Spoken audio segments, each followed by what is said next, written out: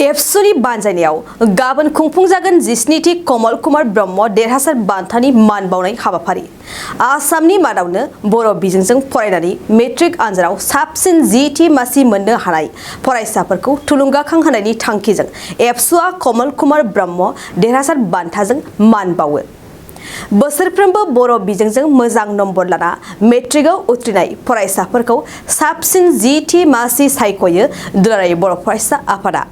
देग्लायबो साबसिन 10थि मासि मोननाय फरायसाफोरखौ सायख'ना कमल कुमार ब्रह्म देरहासार बान्थाजों मान बावनो लाहार फाहार खालामदों एबसुआ।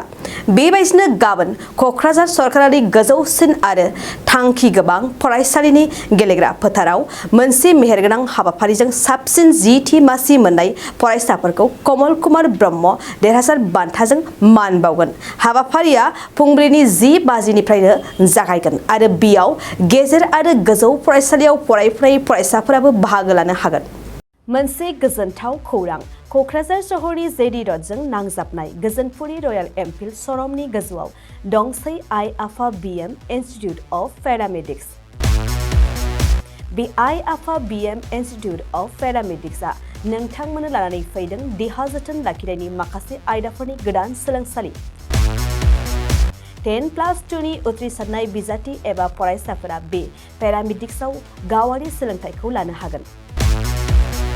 क'क्राझार सहरनि गोजोनपुरि एबा गांजिमा बाजारजों नांजाबनाय आइ आफा बिएम इनस्टिट्युट अफ पेरामेडिक्सआ नोंथांमोननि थाखाय गोदान मुं थिसननाय आयदाफोरानो जादों medical laboratory technology, assistant nursing, first aid, patient care, dialysis technician, OT technician, physiotherapy कर्सखौ 2 बोसोरनि गेजेरावनो आबुं खालामनानै BSS डिप्ल'माखौ लानो हागोन। बेजों लोगोसेयैनो ICU टेक्निशियान आरो रेडियोल'जि टेक्निशियान कर्सखौ बोसोरसेनि गेजेरावनो आबुं खालामनानै BSS डिप्ल'माखौ लानो हागोन। लोगोसे गासैबो डिप्ल'माखौ लानायनि उनाव सरकारारि साख्रि मोननायनिबो सुबिदा दं।